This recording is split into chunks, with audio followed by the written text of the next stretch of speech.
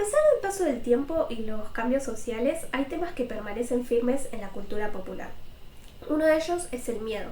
Como humanidad, el miedo está grabado en nuestra memoria colectiva, el miedo a lo diferente, a lo desconocido, a lo que viene a romper el orden establecido, pero sobre todo el miedo a aquello que se parece mucho a nosotros y sin embargo no es humano. Y a partir de esta idea se han creado muchas criaturas que se dedicaron a aterrorizarnos como sociedad, pero hoy vamos a destacar a uno muy particular que viene fascinando a la gente desde hace muchos años, que es el vampiro.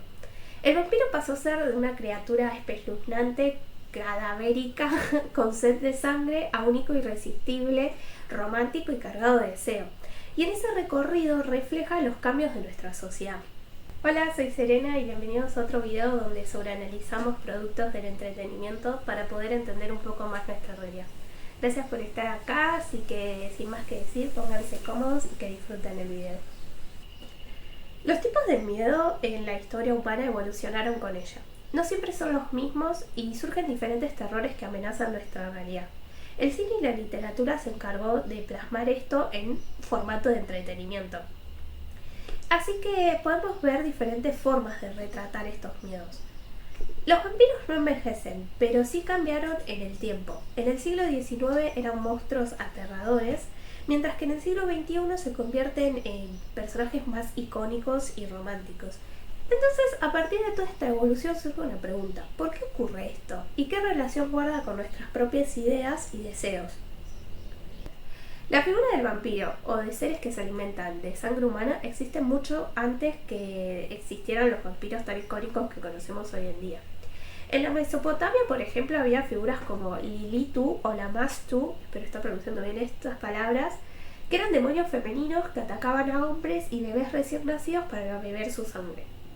En la Grecia antigua se hablaban de lamias o expulsas, que eran mujeres seductoras que mataban a los hombres tras acostarse con ellos. En el folclore eslavo y balcánico surgió la palabra vampir, que designa a un muerto que salía de su tumba para chupar la sangre de los vivos. En aquella época los vampiros no eran glamurosos, eran cadáveres hinchados y putrefactos que eran un símbolo de miedo a la muerte y lo desconocido que venía con ella. Estos seres representaban a humanos cuyas muertes no habían sido en el orden adecuado y su figura estaba estrechamente ligada a los horrores que sentían las personas por lo desconocido que implicaba la muerte. Durante el siglo XIX empiezan a darle más forma a la figura del vampiro que conocemos hoy en día. Surgen los primeros escritos como The Vampire de John Polidori, que está inspirado en Lord Byron, que presenta por primera vez un vampiro aristocrático, elegante y seductor. También tenemos a Carmilla de Sheridan Le Fanu, espero no pronunciar tan mal todos estos nombres, en donde se incorpora el erotismo femenino y también se hace presencia de la homosexualidad. Mientras que Drácula de Bram Stoker consolida la imagen clásica del conde de Transilvania, un ser que simboliza el miedo a lo desconocido, a lo extranjero, a las enfermedades. Así nace la idea de un vampiro poderoso y sensual que utiliza su encanto para atraer y cazar a sus víctimas. Ya no es un ser desagradable y grotesco, sino un símbolo de poder, refinamiento y al mismo tiempo de lo sensual. A comienzos del siglo XX, Nosferatu llega al cine en 1922. En ese entonces Europa estaba marcado por un clima de miedo, crisis y reconstrucción. La guerra, las epidemias y las migraciones masivas habían transformado profundamente la idea de identidad europea. En ese contexto, el vampiro se convierte en un proyecto de todos los temores de la modernidad temprana.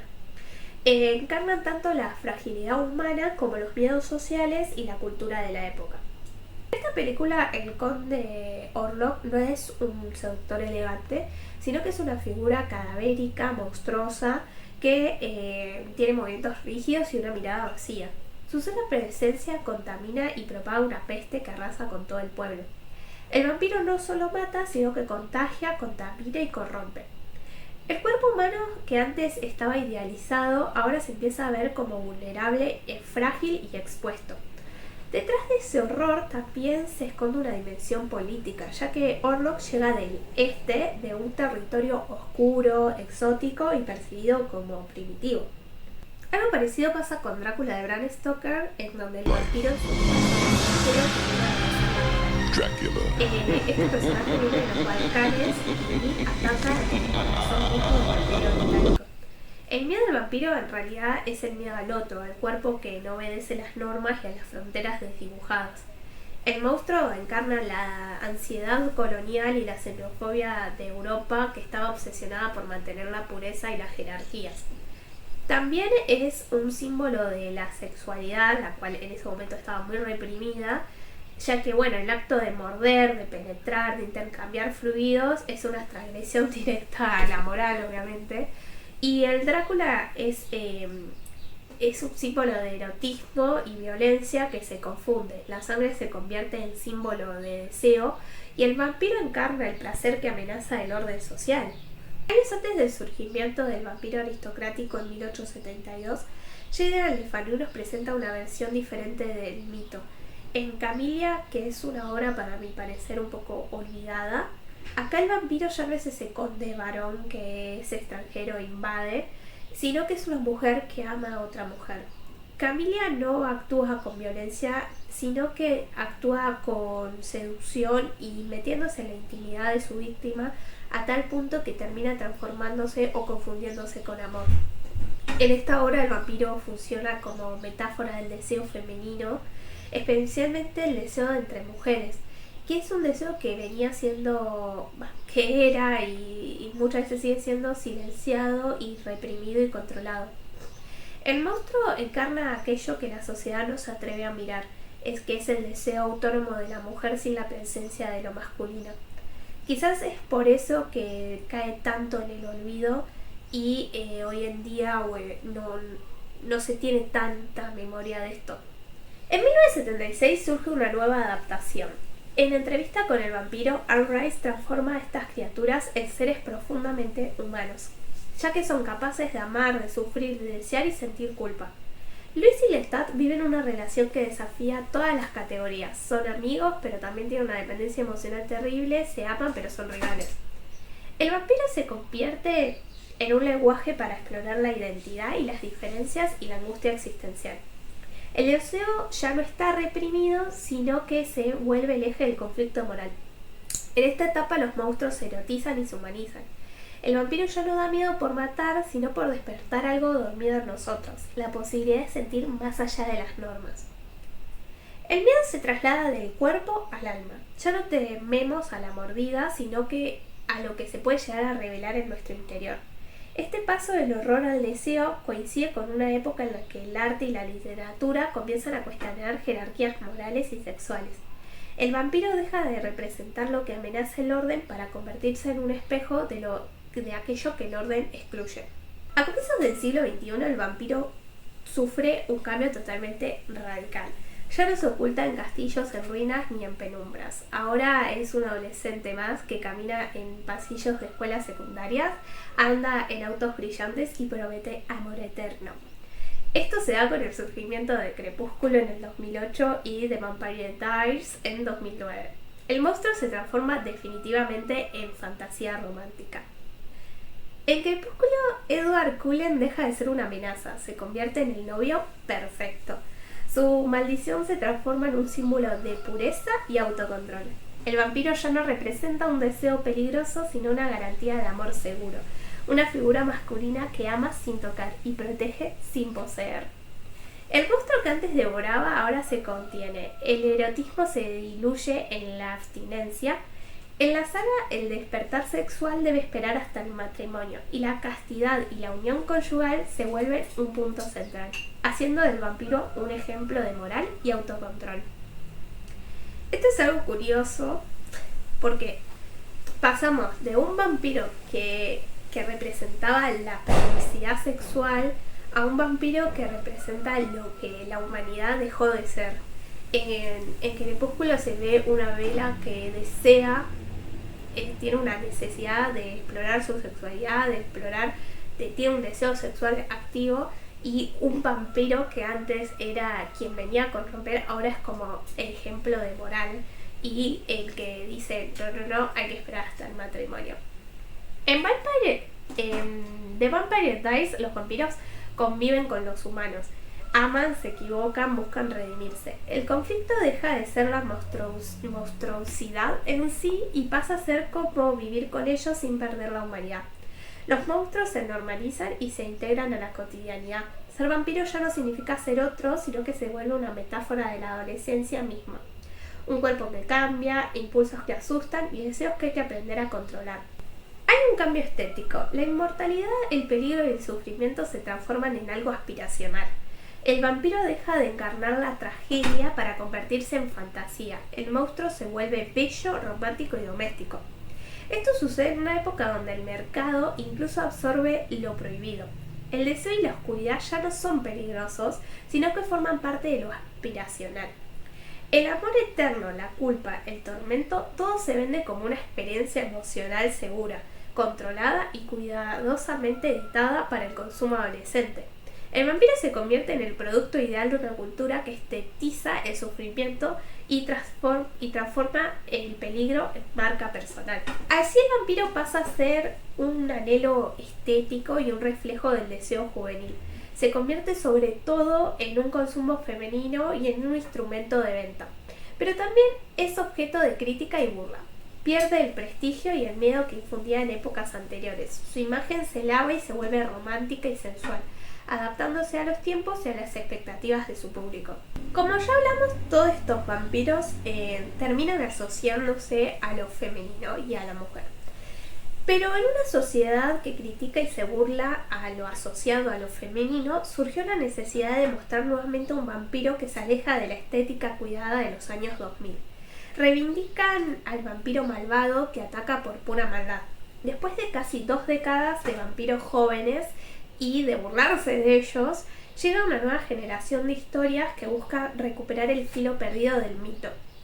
El ejemplo más claro es Nosferatu de Robert Eggers, que, lejos del brillo de Edward Cullen o de la sensualidad trágica de Lestat, Eggers devuelve al vampiro su dimensión gótica, sucia, enferma, casi inhumana.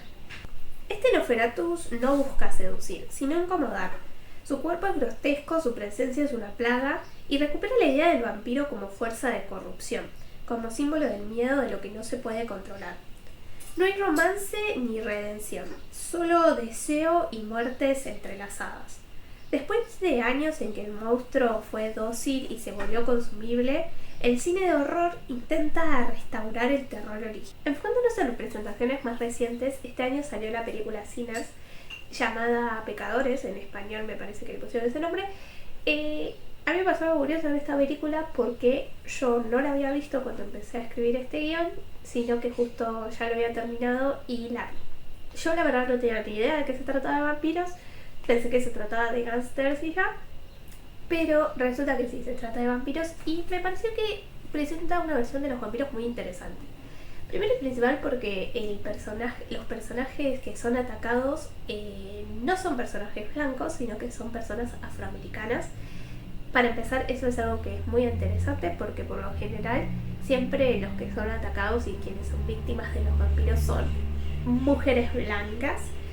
Y por otra razón que también me parece interesante es que vuelve un poco esa idea de lo extranjero como la amenaza, ya que si bien los vampiros son muy variados, de diferentes etnias y diferentes países, quien lleva a cabo, quien lidera este grupo es un personaje blanco irlandés. Teniendo en cuenta que están en Estados Unidos, es muy interesante esta idea del irlandés que viene a atacar a la gente de ahí. También presenta una visión del vampirismo como una salida. Por momentos, si bien, sin hacer spoiler, si bien los ven como una amenaza, también los ven como una salida, porque al ser personas afroamericanas en cierta época, donde eran perseguidos, eran torturados y matados, o sea, asesinados básicamente, ellos ven un poco al vampirismo como una salida, porque al convertirse en eso logran poder defenderse de aquellos que los quieren atacar y que se creen superiores. Entonces me pareció una mirada muy interesante esto de el monstruo como la salida para, para defenderse de un monstruo que parece peor, digamos, como el ser humano. eh, Nada, está buena la peli, si no la vieron, verla, está muy interesante. Obviamente no les va a pasar como a mí, que pensé que era solo sobre gángsters y resultaron que eran vampiros. Pero bueno, está muy buena, está muy interesante, y la forma en que lo que cuenta y la manera en que lo cuenta esta nueva visión del vampiro está muy buena. Bueno, como podemos ver a lo largo de la historia y a lo largo de este recorrido cultural, se puede ver cómo el vampiro responde a una necesidad y emociones propias de la época. Personalmente me interesa ver cómo cada autor y cada época se apropia de este monstruo y cómo refleja los deseos y las aspiraciones. Yo no creo que un vampiro que brille o que sufra por un corazón roto sea menos relevante que aquel que solo busca dominar y poseer, pero yo creo que todos muestran de alguna manera una necesidad humana de expresar algo. Al fin y al cabo, para eso existe el arte, para poner en palabras o imágenes lo que sentimos, lo que nos inquieta y lo que nos define como sociedad. Y para cerrar, hay dos libros que me gustaría recomendar que no analicé, pero que me parecen muy buenos. Voy a leer los nombres porque se me complicó el nombre de la autora. Por un lado es La sed, de Marina Shuskusuk, no sé si se pronuncia así. Es un libro que retoma un poco la mirada femenina de los vampiros y un poco le hace honor a Carmilla. Y aparte también es un libro que está situado en Buenos Aires, acá en Argentina, y me parece que está muy bueno. Es muy cortito y es fácil de leer y nada. Y otra historia que aborda también a los vampiros, que esta es una visión más tradicional, pero que me gustaría recomendar, es la guía del club de lectura para cazar vampiros, de Grandi Hendrix, que es un libro que vuelve a mostrar al vampiro como un ser que busca destruir y matar. Este autor es uno de mis autores favoritos y tiene una manera de escribir muy entretenida. No esperen que sea un terror que dé miedo, que no puedan dormir, pero es como una clase de terror que por momentos te da miedo, pero no como para no dormir. Pero bueno, nada, se los recomiendo. Bien, hasta acá el video de hoy. Espero que lo hayan disfrutado. Sepan disculpar si digo muchas veces o bueno, estoy tratando de hablarle a la cámara con menos guión y más hablar yo, así que hasta que me acostumbre a eso va a llevar un tiempo de muchos y buenos.